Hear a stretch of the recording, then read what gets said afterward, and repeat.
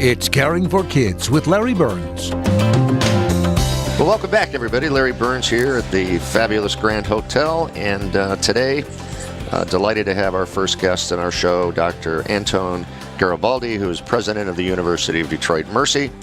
Dr. Garibaldi is the current president, and he's held this position since 2011.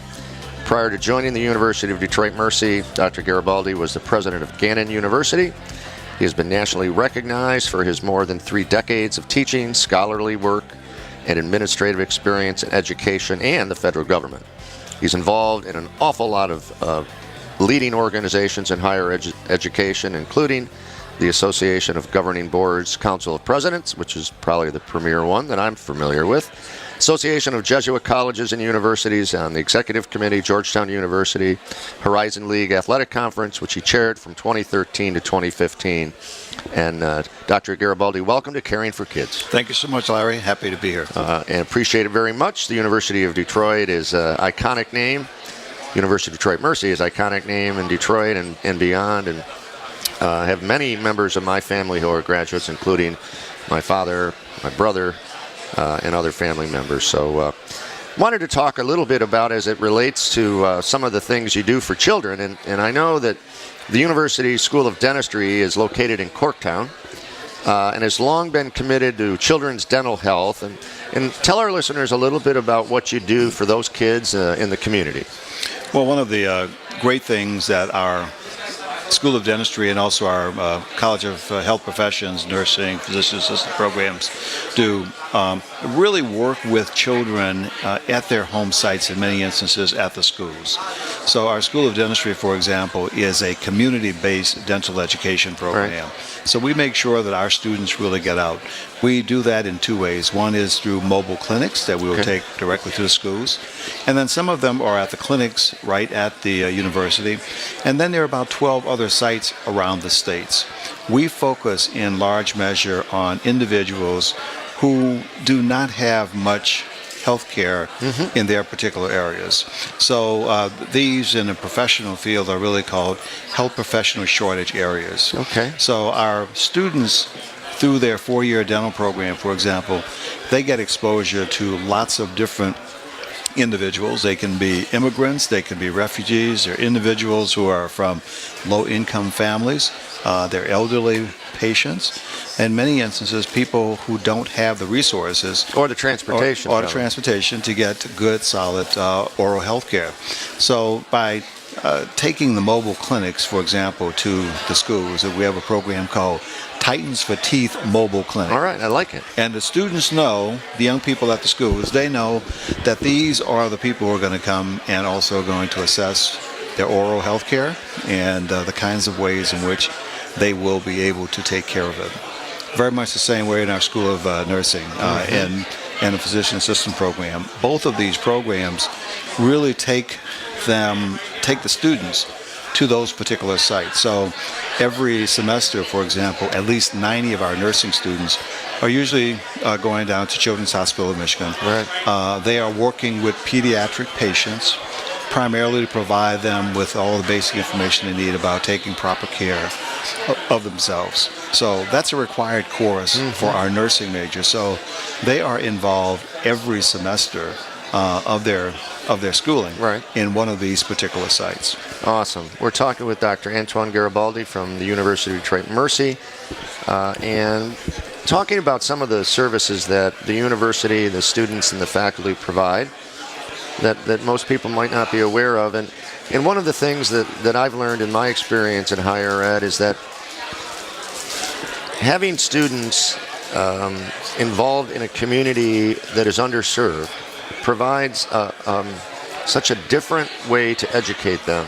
They not only see things that they might not see if they weren't in that environment, but they also learn as they become, in this case, dentists or nurses, the environmental issues that impact people, and it impacts their health care. And so I think it's a great way to provide great technical but also environmental education for these students. Well, that's right. And physicians will tell you that oral health care or oral health diseases are probably the best indicator of future illnesses, and significant diseases. So taking care of the mouth becomes extremely important. And we have lots of instances where young people who receive some of this care probably needed all of their teeth replaced in some instances. So children are afraid, for example, of even going to the dentist. You know, the mere thought, as we did when we were growing up, is like, oh no, please don't. Cavity. But they can actually go to a dentist these days and have an enjoyable experience. And that's more and more what we find by these students. The same way our nursing program, and I say the nursing, but also physician assistant program and other ways in which they provide help. You know, we have the Macaulay Center on the east side, where individuals from the community receive health care. Students also receive health screenings at Henry Ford Hospital. So there are some partnerships that we've developed just to try to make sure that the students get exposed to a health professional and can actually be able to articulate what some of their problems are and what their concerns are as well, health-wise. Well, and we've talked on this show recently that the Children's Hospital Michigan Foundation has its first real priorities, and wellness is one of those, so this sort of fits into that, and also mental health. And your background in teaching and educational psychology, and what is your experience with how learning and health go hand in hand for these kids? And so I'd be interested to see your point of view on that. Well, sure. You know, I taught 5th and 6th grade early on out of college, and worked with students in high school as well. First and foremost is a student's not going to do well in school if the children have not been properly fed, or if they're hungry. All of that affects how their brain operates, their ability to be able to retain information, their whole eagerness to learn. So making sure that a student is taken good care of health-wise is very important. So many children, for example, today have significant problems with their eyes. Absolutely. And so many times, if a student does not get the kind of proper health screening, parents don't know that their child can't read the material, let alone verbalize what the words really are. So health and education go hand in hand, and you can't have one without the other. And so I know in the future that we can have some great partnerships with our foundation and your university and the programs that we're talking about now and other things. And as we sort of expand our view of how we can impact kids, partnerships with University of Detroit Mercy will be one of those, that I'm sure of. So look forward to it. And so I have to ask you, how are things in the Titan Nation in general? Things are very, very well. We're looking forward to another great season in basketball. Great. Last year under Coach Bakari Alexander, it was a little difficult time, but that was his first year. I think he's got some great recruits coming in, and really all of our other 18 Division I athletic programs are doing exceptionally well. And I always say the best part about it is that our students have a grade point average of more than 3.0 across those 300 plus student athletes, and they're graduating from college. That's what it's all about. Why they're there in the first place. Absolutely.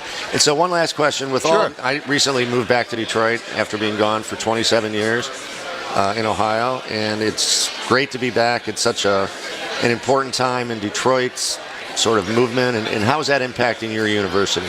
Well, it's impacted in a very, very positive way. We have fortunately been working on revitalization of the neighborhood, Illinois McNichols, for the last six years. So it's really exciting when you hear residents talking about a lot of the exciting things that are going on. We're hoping to bring in new businesses, also new residents into the area, working very, very hard at continuing to increase safety and working hard on really neighborhood stabilization. That's first and foremost. So we're looking forward to the Fitzgerald Neighborhood Project taking off, and our Lift 6 Alliance will have a temporary office on Livernois and a permanent office on McNichols within a matter of 6 months. Okay, great. Well, stay tuned. We'll have you back on if you're willing to talk more about the great things at the University of Detroit Mercy.